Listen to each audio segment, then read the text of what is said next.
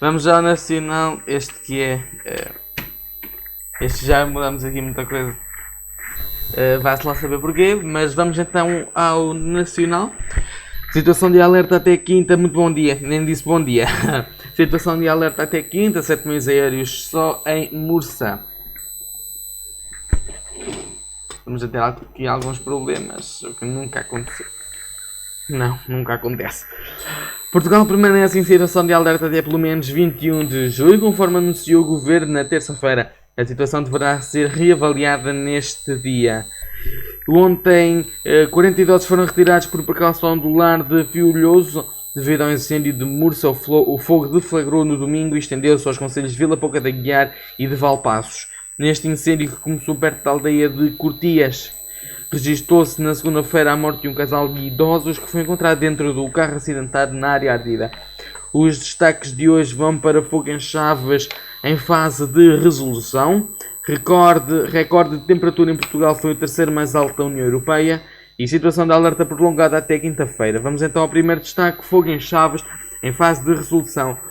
O incêndio que deflagrou na sexta-feira na freguesia de Bostelo, em Chaves, entrou hoje de manhã em fase de resolução, segundo o Centro Distrital de Operações de Socorro de Vila Real. De acordo com a informação disponível pelas 9 horas no site da Autoridade Nacional de Emergência e Proteção Civil, o local ainda estava no combate às chamas, 154 elementos apoiados por 47 viaturas. Recorde de temperatura, vamos ao segundo destaque do dia dos incêndios. Recorde de temperatura em Portugal foi o terceiro mais alto da União Europeia. Portugal está entre os países da União Europeia, onde o recorde de temperatura foi atingido durante a vaga de calor mais alto, 47.4. Os dados foram partilhados pela página de estatísticas da Eurostat e mostram que a Itália foi o país mais quente, superando os 48 graus. O ranking vamos passar a denominar todos os países do ranking. Em primeiro lugar, Itália com 48,8 graus. Em segundo, Grécia com 48,0. Portugal 47,4. Espanha 47,4. Chipre 46,2. França 46,0. Hungria 45,2. Roménia 44,5. Malta 43,8. Croácia 42,8. Alemanha 42,6, Bélgica 41,8, Luxemburgo 40,8, Eslovénia 40,8, entre outros. A temperatura mais baixa que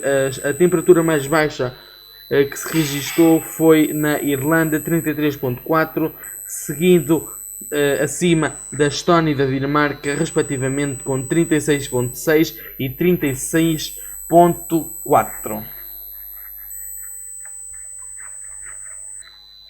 Vamos então à situação de alerta prolongada até quinta-feira. Portugal permanecerá em situação de alerta pelo menos até dia 21 de julho. Segundo avançou o Ministro da Administração Interna, José Luís Carneiro, na terça-feira. O responsável adiantou ainda que a situação será reavaliada no mesmo dia. Contribui para esta decisão a escutação de todos os agentes e estruturas da Proteção Civil e, muito particularmente, a avaliação feita pelo Instituto Português do Mar e da Atmosfera, apontou em declarações aos jornalistas na sede da Autoridade Nacional de Emergência e Proteção Civil em Carnaxide. Antigo jornalista português morreu na Roménia após ter sido atingido por um raio. O português de 32 anos, natural de Gouveia, estaria a tirar fotos junto a uma garrafina quando foi atingido por um raio. O antigo jornalista dos jornais O Interior, na Guarda e o Fórum da Covilhã morreu no último fim de semana numa montanha na Roménia, após ter sido atingido por um raio e cair de uma ravina. Segundo o meio local Jornal do Fundão, o jornalista chamava-se Fábio Gomes e a informação foi avançada inicialmente pelo jornal Fórum da Covilhã, um dos meios de comunicação onde o jovem português tinha trabalhado. O incidente ocorreu no último sábado, dia 16 de julho. De acordo com o meio romeno Street Canal D, a tragédia aconteceu nos montes Besegui, na Transilvânia, quando o grupo de alpinistas em que Fábio se inseria terá ignorado vários avisos das autoridades sobre o mau tempo e possíveis trovadas com descargas elétricas.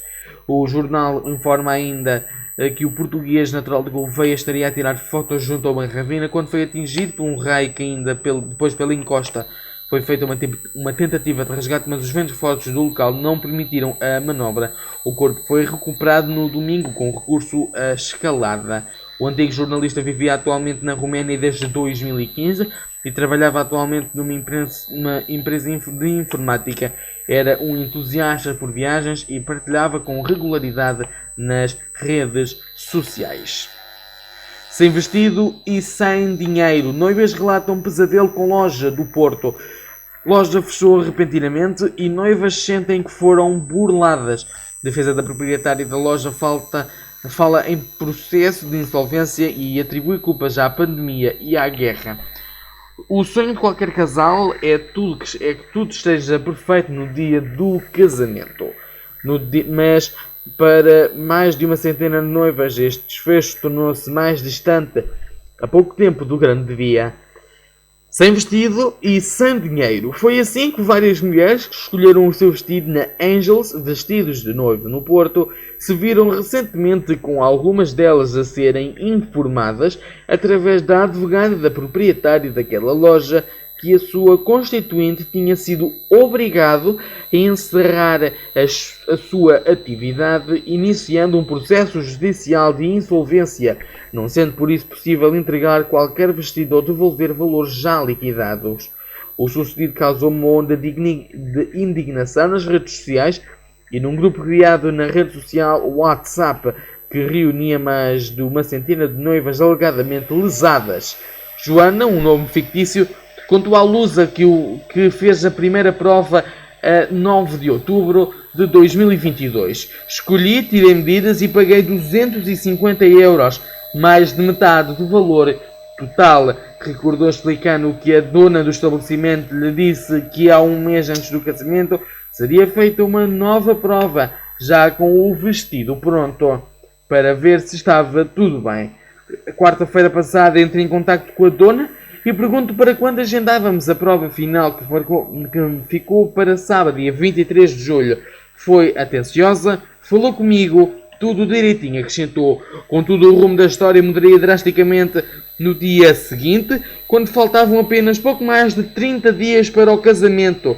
Na quinta-feira, às 16h59, recebo um e-mail da advogada a informar que tinha aberto insolvência e nem vestido, nem dinheiro. Contactei a advogada, que ainda me disse que só eram obrigados a contactar as 5 maiores lesadas e eu não era uma delas, que tenho de aguardar a decisão do tribunal e aí sim pedir o meu dinheiro, relatou. A mulher, que deveria regressar à loja no início de agosto para uma segunda prova, tendo em conta que o casamento já estava agendado para 10 de setembro, mas acabou por vir saber do fecho da loja, ao contrário de Joana, que não recebeu ainda qualquer contacto. Mais de 1000 operacionais combatiam 7 fogos em todo o país já à meia-noite e 30. Mais de 1000 bombeiros combatiam à meia-noite e 30 de hoje 7 incêndios ativos em Portugal continental, com 2 fogos no distrito de Vila Real a serem os que mais mobilizam meios de combate, segundo a ProSIV.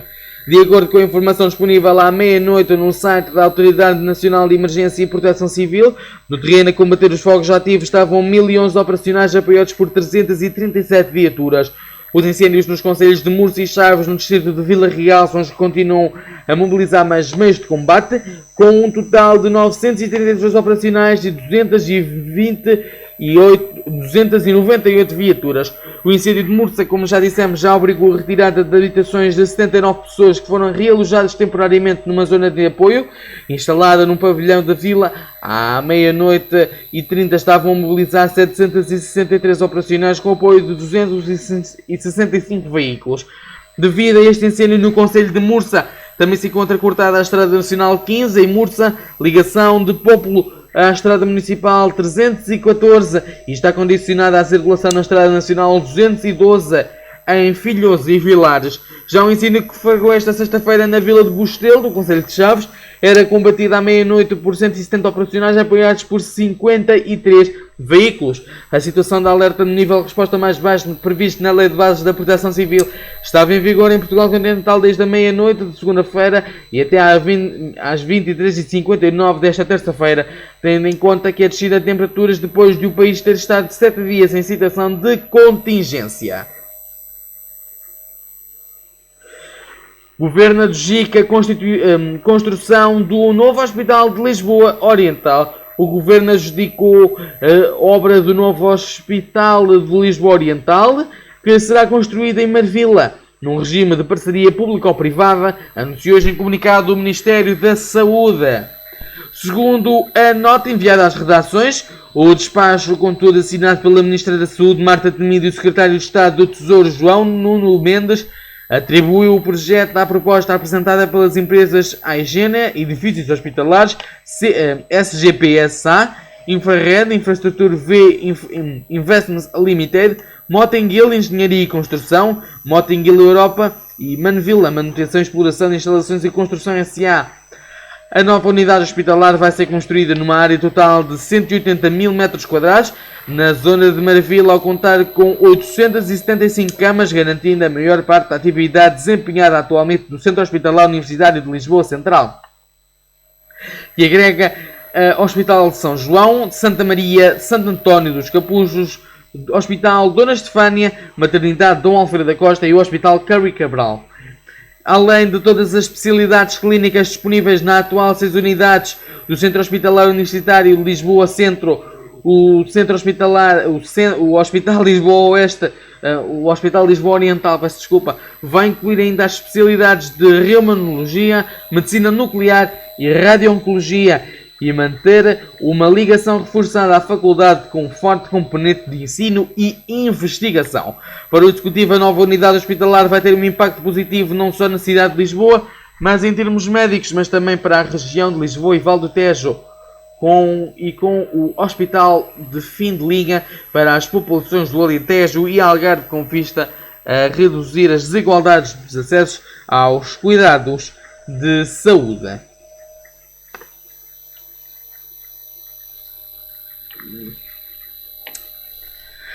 Esfaqueiam e agridem homem e partilham-lhe dente para roubar 5 euros. A vítima teve de receber tratamento hospitalar. A Polícia de Segurança Pública deteve em flagrante delito um casal por crime de roubo em Lagoa, na Ilha de São Miguel, nos Açores. Segundo revela uma nota da Força de Segurança divulgada esta quarta-feira, o delito aconteceu em plena luz do dia. O homem e a mulher de 32 e 35 anos, respectivamente, aproveitavam que o ofendido se encontrava sozinho na rua, na freguesia de Água de Pau, para o abordarem e denominarem com recurso à força física e sobre a ameaça de uma navalha, que lhe apontaram ao pescoço. Depois exigiram a entrega de todos os seus bens com expressão económica. Perante a resistência apresentada, o ofendido, um dos arguidos munido de uma arma branca, desferiu um golpe na zona do sobrolho. O ofendido, enquanto o outro, através de vários socos e pontapés que desferiu no ofendido, partiu-lhe um dos seus dentes, revela a PSP. O homem acabou por ficar despojado de uma nota de 5 euros que tinha na sua posse e teve de receber tratamento hospitalar.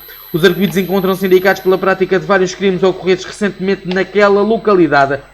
Após um interrogatório judicial no Tribunal de Ponta Delgada, foi decretada a ambos os detidos as medidas de coação de apresentações periódicas e obrigação do tratamento de toxicodependência.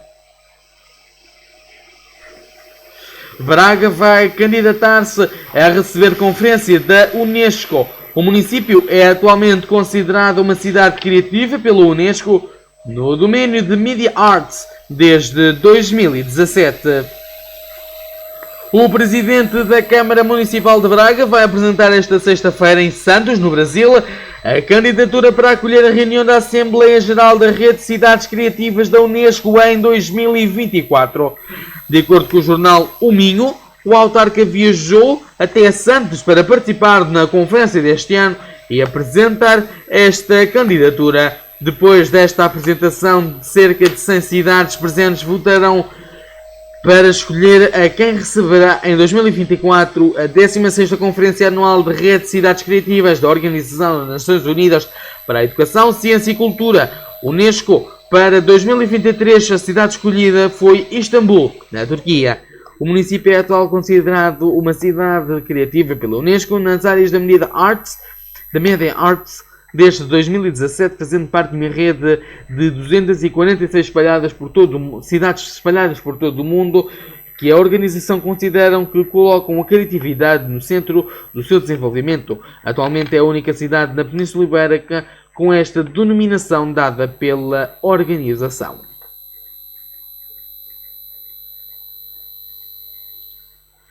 Cientistas estudam doenças associadas aos ecossistemas aquáticos urbanos.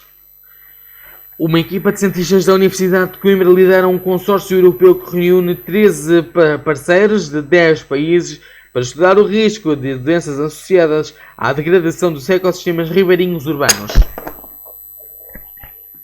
O consórcio, que recebeu cerca de 5 milhões de financiamento do programa europeu Horizon Europe para o projeto de investigação One Aqua Health, Protecting Urban Aquatic Ecosystems to Promote One Health, vai estudar a ligação entre a saúde dos ecossistemas aquáticos urbanos e a saúde humana ao longo de 4 anos.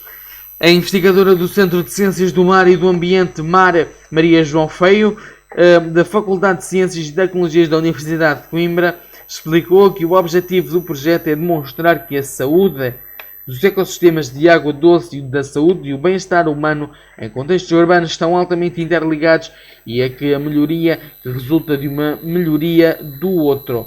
Para tal, destacou a investigadora da Faculdade de Ciências e Tecnologias da Universidade de Coimbra, o One Aqua Health, para além de Portugal, integra parceiros de Espanha, França, Itália, Suíça, Bélgica, Noruega, Grécia e Israel. Pretende selecionar os melhores indicadores que possuam avaliar este equilíbrio e o risco de doenças associadas à degradação dos ecossistemas ribeirinhos urbanos e na sua fauna e flora. Maria João Feio acrescentou ainda que o projeto visa fornecer ferramentas que permitam estabelecer as decisões mais adequadas e oportunas, como base de alertas precoces e as melhores formas de gerir os ecossistemas aquáticos urbanos no contexto da saúde global nas cidades e alterações climáticas.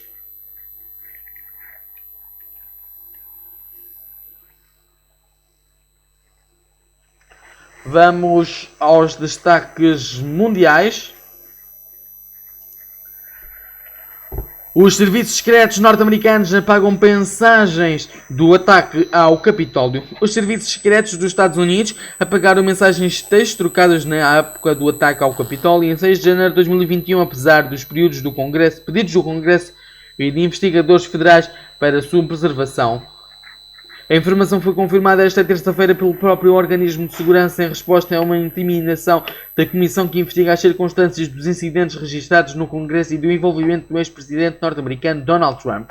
A congressista democrata da Flórida, Stephanie Murphy, que integra a comissão, adiantou na terça-feira que os serviços secretos reconhecem o apagamento de uma carta na terça-feira, detalhando que os telefones da agência foram migrados para o novo sistema nas semanas após o ataque de 2021.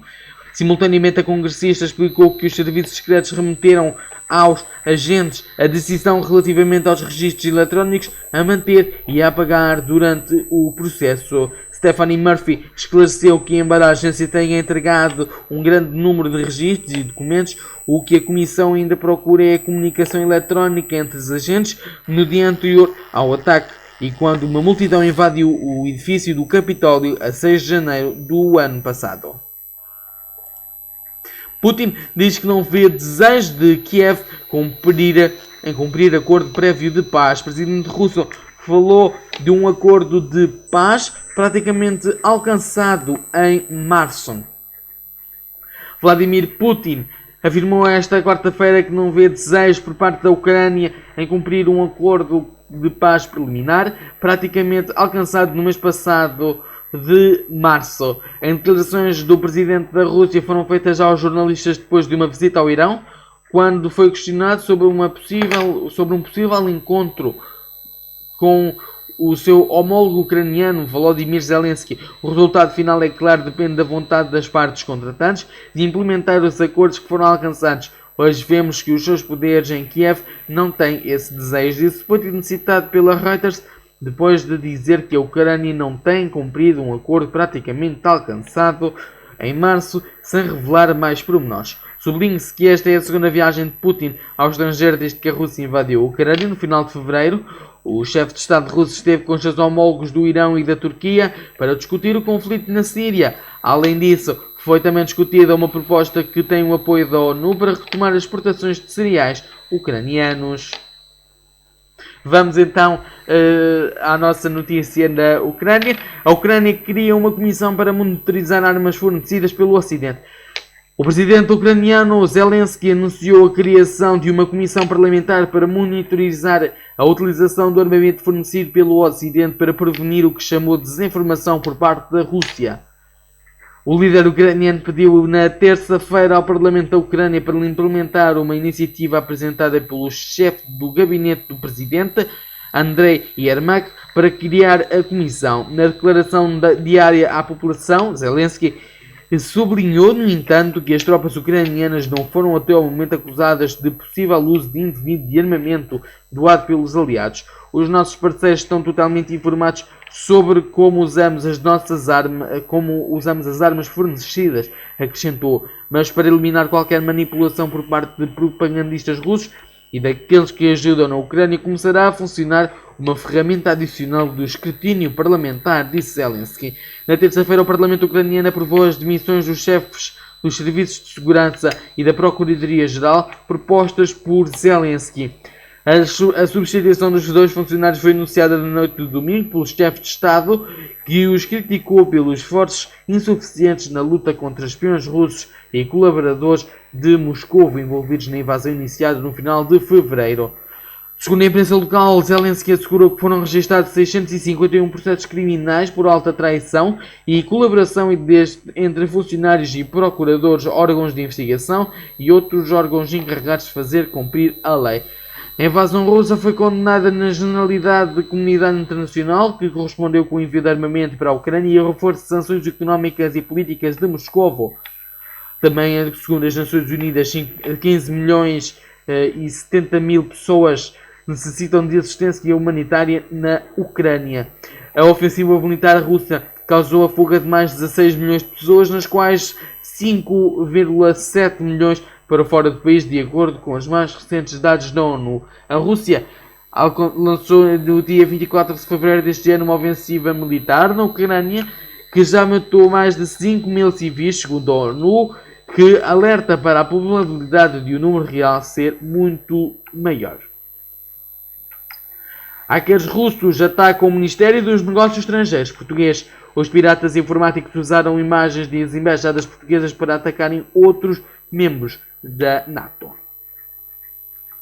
A empresa de cibersegurança Palo Alto Networks lançou o alerta de um grupo de piratas informáticos associados à Rússia ter conhecido como qualquer Ursula ou Cozy Bear, que recorreu a imagens das embaixadas portuguesas para levar a cabo ataques a serviços diplomáticos de outros membros da Aliança Atlântica.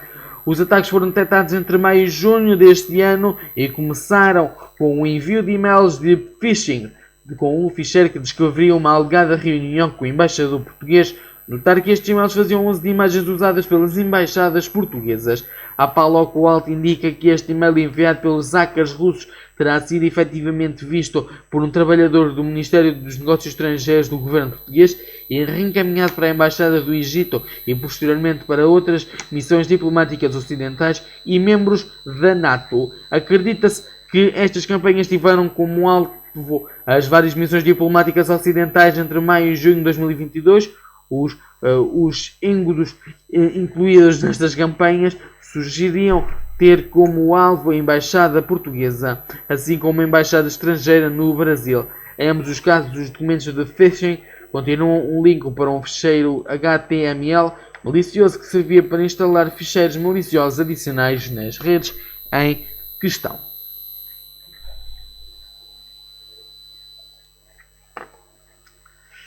Lituânia ratifica a adesão da Suécia e Finlândia à NATO. O Parlamento lituano, o Seimas, aprovou hoje por larga maioria a ratificação da Suécia e da Finlândia como candidatos de adesão à NATO, concluindo o processo dos países bálticos. A votação terminou com 112 deputados a votarem a favor da entrada da Suécia, que obteve apenas um voto contra, enquanto a Finlândia recebeu o apoio de 111 deputados.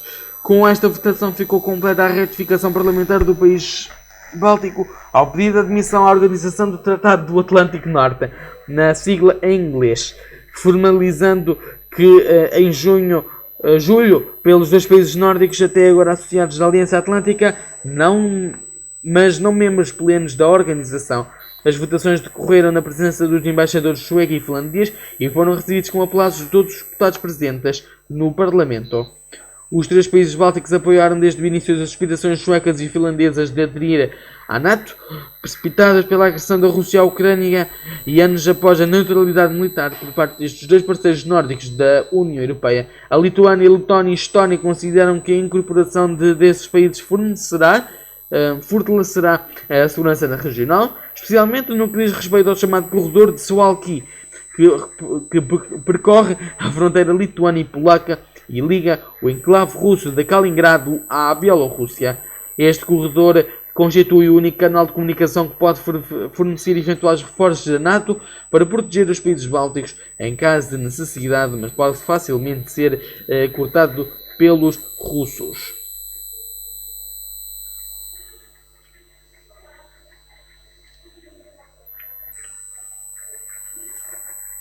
Incêndios de fogo ameaçam subúrbios de Atenas pelo segundo dia consecutivo. Cerca de 500 bombeiros combatem hoje pelo segundo dia consecutivo um incêndio de grandes dimensões que ameaça os subúrbios de Atenas, após centenas de moradores terem sido retirados das suas casas na noite de terça-feira, disseram as autoridades gregas. As autoridades locais afirmaram que várias casas arderam no incêndio em redor do Monte Penentili, a 25 km nordeste da capital grega. Pelo menos 2 pessoas foram hospitalizadas com problemas respiratórios e queimaduras ligeiras. O porta-voz declarou ainda que são ventos até 80 km por hora e estavam a dificultar o apoio aéreo às equipas de bombeiros. 5 aviões e 4 helicópteros estavam a operar hoje no incêndio no norte de Atenas, disseram as autoridades, acrescentando que até o momento mais de 600 pessoas foram retiradas das suas casas. Mais de 1.300 km² de terra foram atingidos por incêndios florestais na Grécia no ano passado, a área mais elevada desde 2007.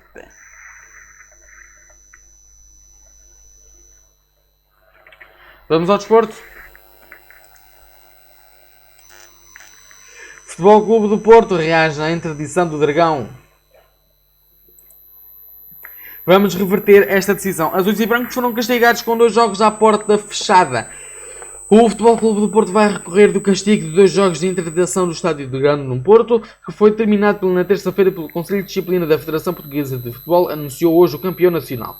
O castigo de 2 jogos de interdição fundamenta-se apenas e só no comportamento dos elementos que não pertencem à estrutura do Futebol Clube do Porto. Os indivíduos em questão em causa são funcionários das empresas contratadas para prestarem serviços neste tipo de eventos desportivos, tanto ao Futebol Clube do Porto como a clubes concorrentes e à própria Federação Portuguesa de Futebol.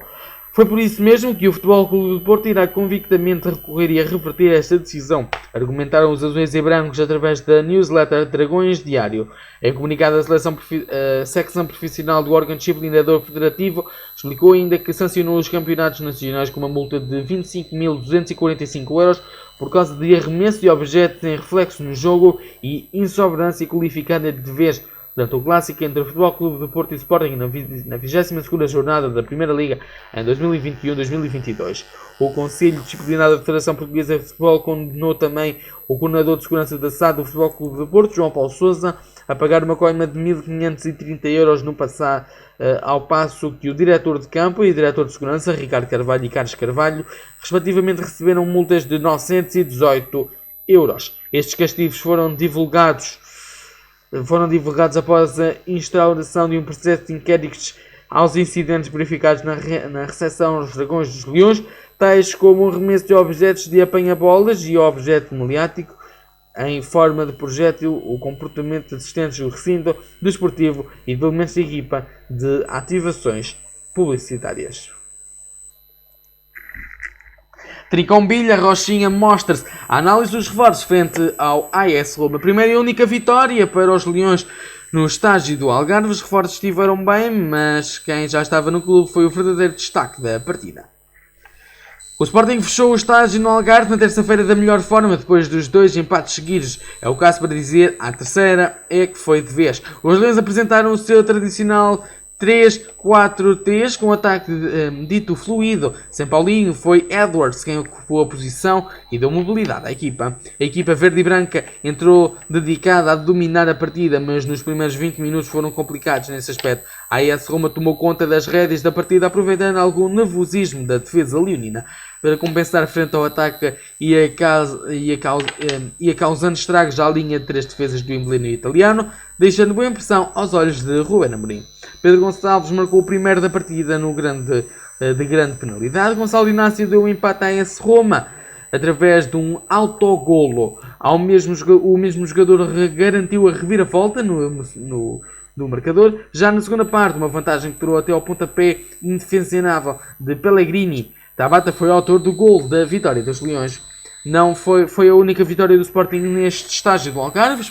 Os Leões partem já esta quarta-feira rumo a Lisboa para seguirem a preparação dos primeiros jogos da época, começando com o troféu 5 Violentos no dia 24 de julho.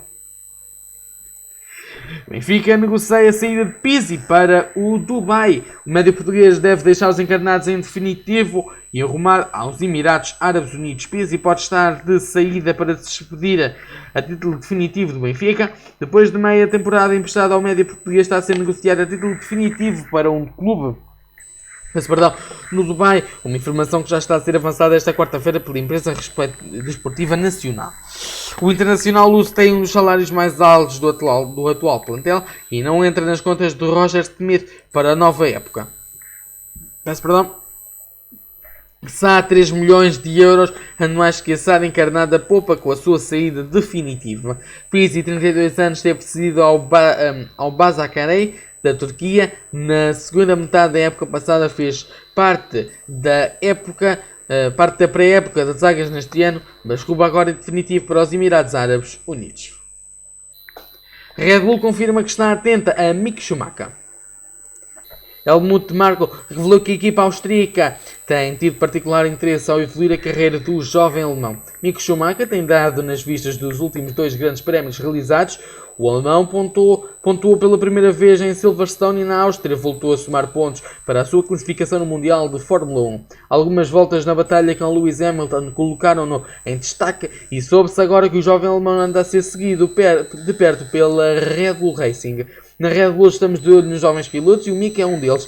Sem o problema técnico que teve no Canadá, ele teria marcado pontos também, disse Helmut Marko, um dos homens fortes da equipa austríaca.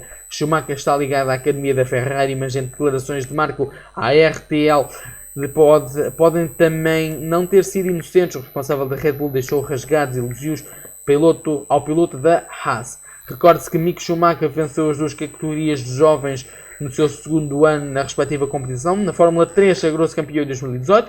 Na Fórmula 2 o mesmo aconteceu no ano de 2020. Vamos ao regional.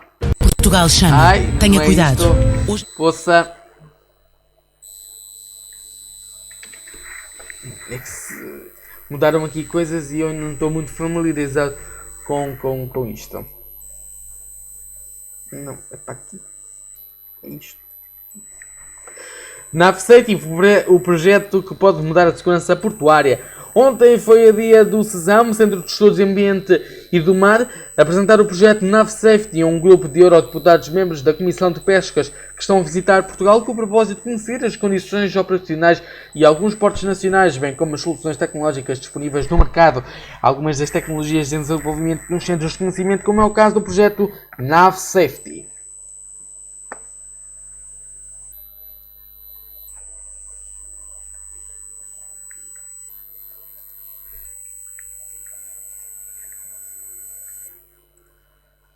É que eu já estou tão... É sempre isto. Ilha, laboratório de envelhecimento desta ferramenta, se calhar, desta ferramenta espelho inteligente. O laboratório de envelhecimento acolheu durante a manhã da segunda-feira uma sessão de apresentação do espelho inteligente e uma sessão alternativa do projeto Joga. No âmbito do eixo de investigação, o espelho inteligente foi apresentado pela Universidade de Castilha-La Mancha, Espanha, num consórcio coordenado pelo investigador Pedro Rocha, no Instituto de Ciências Biométricas Abel Salazar, no âmbito do projeto europeu Shape Smart and Healthy Endgame Through People and Age in Supportive Systems.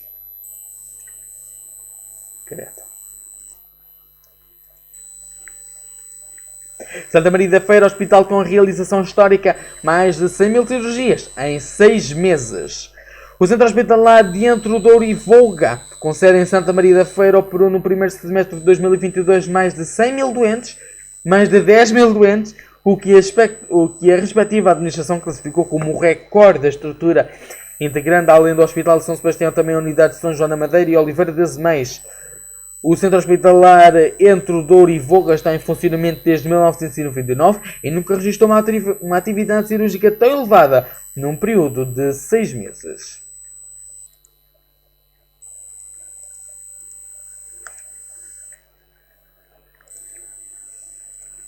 Universidade de Aveiro, mestrado profissionalizante.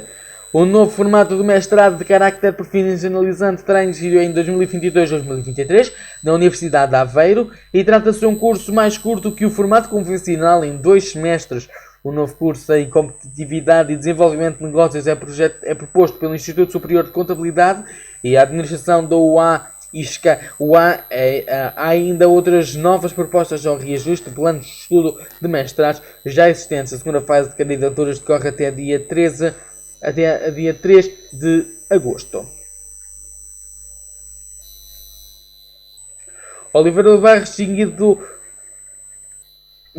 Esta notícia já foi adiantada. Tivemos aqui alguns problemas, o que é totalmente compreensível. Acho que são muitas notícias que nos chegam e nós temos de escolher algumas e depois não carregam e abrem notícias que foram completamente enviadas noutros dias e etc. Pronto. Esperados mais imigrantes em Portugal no verão após 2 anos de restrições. 2 anos após as restrições impostas pela pandemia de Covid-19, é esperada uma forte presença de imigrantes em Portugal nestas férias de verão, o que é motivo de regozio, mas também de preocupações com a segurança rodoviária.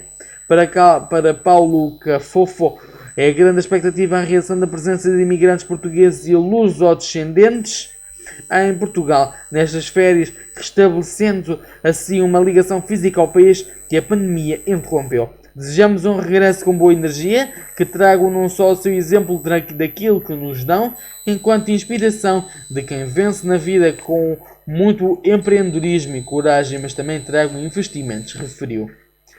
Especialmente atenta a este regresso rodoviário, a Associação CAP Malagan tem previstas várias ações de acolhimento e esclarecimento em 3 pontos da fronteira portuguesa: Vila Formoso, Vila Nova Varreia e Valença. A CAP Malagan é uma associação de jovens lusófonos da Europa que promove a língua portuguesa, a cultura lusófona e ações de cidadania e promove este ano a 20ª edição da Companhia de Segurança Rodoviária, que visa alertar para os perigos das longas viagens como a fadiga e o excesso de velocidade. Portugal chama.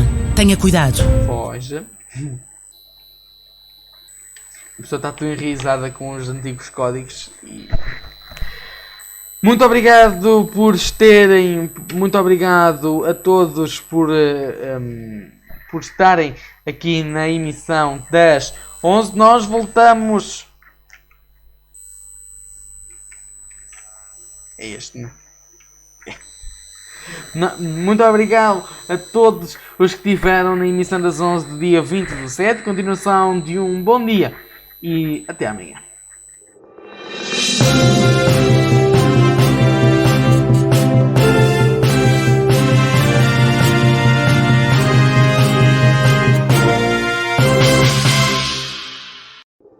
Portugal chama. Tenha cuidado. Hoje há risco máximo de incêndio. Não ponha em risco a sua vida nem a dos outros. Evite comportamentos de risco.